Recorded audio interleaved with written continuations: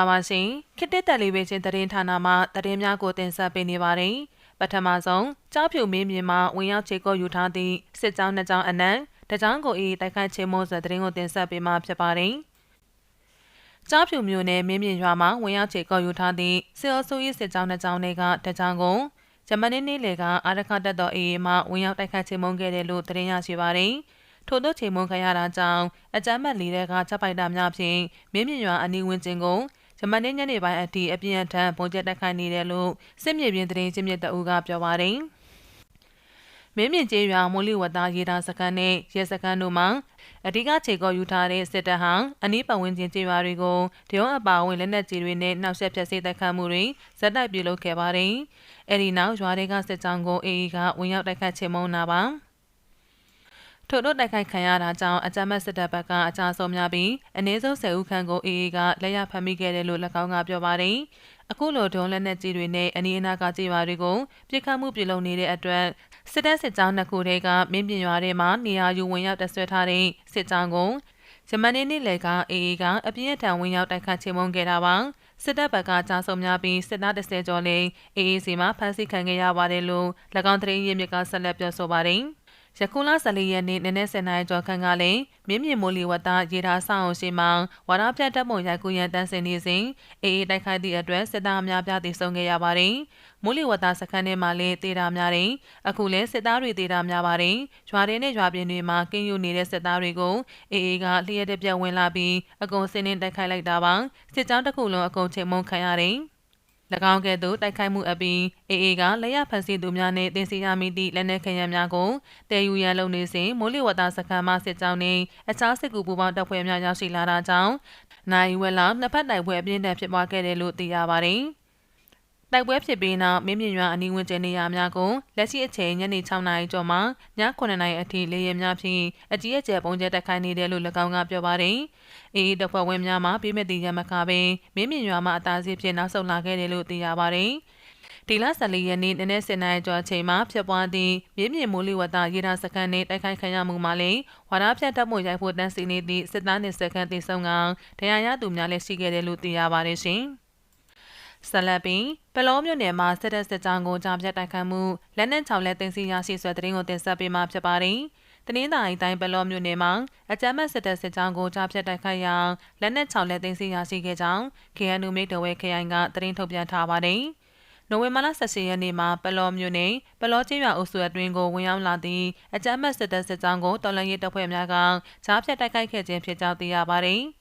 ၎င်းတိုက်ပွဲအတွင်းအကြမ်းဖက်စစ်သားများထံမှ MA1 တနက်4လမ်း MA3 တနက်2လမ်း KN အချို့တင်စီရရှိခဲ့ကြောင်းအဆိုပါတိုက်ခိုက်မှုကို KNDO တရင်ခွန်ကရင်မျိုးသားကာကွယ်ရေးတပ်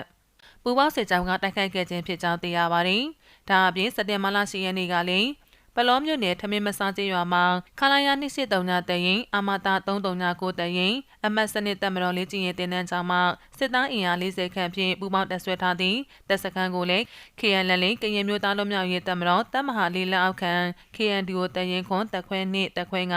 KNL အထူးတပ်ဖွဲ့ပလောပြည်သူ့ကာကွယ်ရေးတပ်ဖွဲ့နှင့်တော်လှန်ရေးပူးပေါင်းတပ်ဖွဲ့များကတိုက်ခိုက်သိမ်းပိုက်နိုင်ခဲ့ကြောင်းသိရပါတယ်။အလားတူအောက်တိုဘာလ18ရက်နေ့ကလည်းပလောမြို့နယ်အတွင်းအောင်မှုကျေးရွာအုပ်စုမှာစစ်တပ်၏ခလာယာ205တရင်မှတမိုင်းနောင်စခန်းကုန်းကို KNDO နဲ့ KNL တပ်များကရိတ်ခါဖြတ်တောက်ပိတ်ဆို့မှုများပြုလုပ်ခဲ့တာကြောင့်စစ်သားအလုံးစခန်းဆောင်ကထွက်ပြေးသွားကြောင်းသိရပါတယ်ရှင်။ဆလပီကံကောနဲ့တပည့်ချင်းမျိုးနယ်တို့မှာစစ်တပ်ကလေရင်ဖြင့်ပုံကျက်တိုက်ခိုက်မှုပြည်သူ3ဦးသေဆုံးပြီး10ဦးထိခိုက်ဒဏ်ရာရဆိုတဲ့သတင်းကိုတင်ဆက်ပေးမှာဖြစ်ပါတယ်။မကွေးတိုင်းကံကောမြို့နယ်မြောက်ပိုင်းတောင်ခင်းရန်ကျေးရွာကိုအကြမ်းဖက်စစ်တပ်ကလေရင်ဖြင့်ပုံကျက်တိုက်ခိုက်ရာပြည်သူ3ဦးသေဆုံးပြီး9ဦးထိခိုက်ဒဏ်ရာရရှိခဲ့ကြောင်းရော်အလင်းနမ်းမှတာဝန်ရှိသူကပြောကြားပါတယ်။နိုဝင်ဘာလ18ရက်နေ့ည9:49မိနစ်မှစတင်ပြီးကံကောမြို့နယ်မြောက်ပိုင်းရှိတောင်ခင်းရန်ကျေးရွာကိုအကြမ်းဖက်စစ်တပ်ကတပ်ဖိုက်တာဖြင့်ပုံနှလုံးကျချတိုက်ခိုက်ခဲ့ကြောင်းသိရပါတယ်။အကြမ်းဖက်စစ်တပ်၏ပုံကျက်တိုက်ခိုက်မှုအတွင်းကျေးရွာနေပြည်သူအမျိုးသား2ဦးသေဆုံးပြီးအမျိုးသား5ဦးနဲ့အမျိုးသမီး2ဦးထိခိုက်ဒဏ်ရာရရှိခဲ့ကြောင်းဒါအပြင်နေအိမ်များလည်းထိခိုက်ပျက်စီးခဲ့ကြောင်းသိရပါတယ်။ဘုံကရွာလေးကိုကြားတာအင်ဂျီ400ကျော်ရှိတဲ့ရွာကြီးဒဏ်ရာရတဲ့အထက်မှာ3ယောက်ကတော့နည်းနည်းပြင်းထန်နေမစိုးရင်ရဘူးခိုင်နွားစစ်ကောင်ထဲမနေသေဆုံးခဲ့တယ်လို့အိမ်မွေးတလိဆန်တွေလည်းသေဆုံးတာရှိပါတယ်လို့ရော်အလင်းနန်းမှာတာဝန်ရှိသူကပြောကြားပါတယ်။ ကံကောမြို့နယ်မြောက်ပိုင်းနဲ့ကလေးမြို့နယ်တောင်ပိုင်းရှိကျေးရွာများကိုအကြမ်းဖက်စစ်တပ်ကလေကြောင်းဖြင့်ပြစ်မှတ်ထားပုံချက်တိုက်ခိုက်မှုများကြောင့်ပြည်သူများတတိပြုနေထိုင်ကြရန်ရွာအလင်းနန်းကတိုက်တွန်းထားပါတယ်။အလားတူမန္တလေးတိုင်းတပိတ်ကျင်းမြို့နယ်လက်ပံမြန်ကျေးရွာကိုလည်းအကြမ်းဖက်စစ်တပ်ကတိုက်ပွဲဖြစ်ပွားခြင်းမရှိဘဲလေကြောင်းပစ်ပုံချက်တိုက်ခိုက်ခြင်းကြောင့်ပြည်သူ2ဦးသေဆုံးခဲ့ကြောင်းပြည်သူ့ကာကွယ်ရေးတပ်မတော်မန္တလေးကထုတ်ပြန်ထားပါတယ်။ယနေ့နိုဝင်ဘာလ19ရက်နေ့ည4:30မိနစ်ခန့်မှာတပည့်ချင်းမြို့နယ်လက်ပံမြန်ကျေးရွာကိုအကြမ်းဖက်စစ်တပ်ကတိုက်ပွဲဖြစ်ပွားခြင်းမရှိဘဲလေကြောင်းပစ်ပုံချက်တိုက်ခိုက်ခြင်းကြောင့်ပြည်သူ2ဦးသေဆုံးပြီး3ဦးအပြစ်ဒဏ်တရားရရှိကြောင်းနေရချိုလည်းထိခိုက်ပျက်စီးခဲ့ကြောင်းသိရပါတယ်ရှင်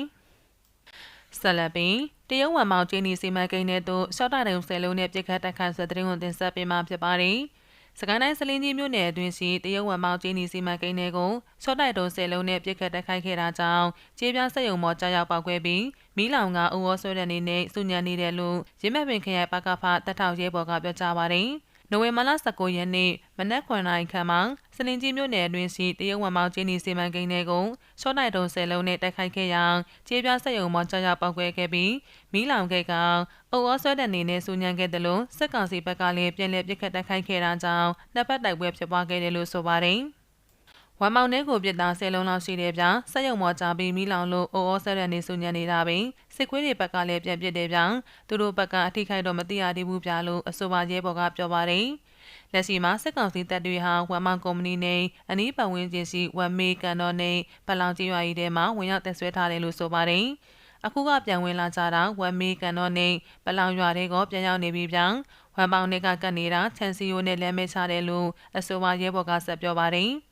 လက်ရှိမှာဝမ်မောင်စီမံကိန်းဝန်းကျင်မှာကြေးရွာတွေဟာစစ်ဘေးဆောင်နေရပြီးစစ်ဘေးဆောင်ရေးတည်ဆုံသူတွေကျန်းမာရေးဆိုးဝါးစာထိခိုက်သူတွေလည်းများပြားလာနေတယ်လို့ဆိုပါတယ်။ဒါအပြင်စစ်ကောင်စီတပ်ဟာလာမယ့်ဒီဇင်ဘာလ28ရက်နေ့မှာရွေးကောက်ပွဲကိုဝမ်မောင်စီမံကိန်းအတွင်းမှာပြုလုပ်မှာဖြစ်ပြီးတော့အပြင်လူပေးဝင်မှာမဟုတ်ဘဲသူတို့လူနဲ့သူတို့လုံမှာဖြစ်တယ်လို့ဆိုပါတယ်။ရွေးကောက်ပွဲကိုဝမ်မောင်ထဲမှာလုပ်မယ်လို့သိရတယ်ဗျာ။ပြိုင်မဲ့သူကတော့ချက်ဖို့တွေပဲရှိတယ်။အပြင်လူဝင်မခံဘူးလို့သိရတယ်ဗျာ။သူတို့အတွင်းလူနဲ့ပဲလုပ်မယ်လို့သိရတယ်လို့ဆိုပါတယ်။နိုဝင်ဘာလ14ရက်နေ့ညပိုင်းမှာလည်းတရုတ်ဝမ်မောင်ကျင်းနီစီမံကိန်းထဲမှာခြေပြားစက်ရုံနာကိုရှော့တိုက်တုံလေးလုံးနဲ့ပြစ်ခတ်တိုက်ခိုက်ခဲ့တာကြောင့်တအူးသေဆုံးပြီး2ဦးထိခိုက်ဒဏ်ရာရရှိခဲ့တယ်လို့ဆိုပါတယ်။ပြီးခဲ့တဲ့နိုဝင်ဘာလ17ရက်နေ့နဲ့12ရက်နေ့မှာလည်းတရုတ်ဝမ်မောင်ကျင်းနီစီမံကိန်းအတွင်းတက်ဆွဲထားတဲ့စစ်ကောင်စီတပ်သားတွေပြူစောထီတွေနဲ့ရှမ်းနီလက်နက်ကင်တွေကိုတော်လှန်ရေးတပ်ဖွဲ့တွေက2ရက်တာအတွင်းလက်လုံရှော့တိုက်တုံ12လုံးနဲ့ပြစ်ခတ်တိုက်ခိုက်ခဲ့ပါသေးတယ်။ဒါအပြင်အောက်တိုဘာလ23ရက်နေ့မှာလည်းတရုတ်ဝမ်မောင်ကုမ္ပဏီဝင်းအတွင်းတက်ဆွဲထားတဲ့စစ်ကောင်စီတပ်ကိုတော်လှန်ရေးတပ်တွေကတရားခွန်မှရှော့တိုက်တုံးတွေနဲ့ပြစ်ခတ်တိုက်ခိုက်ခဲ့တာကြောင့်ကုမ္ပဏီဝင်းအတွင်းမီးလောင်ကျွမ်းခဲ့တယ်လို့သိရပါတယ်ရှင်။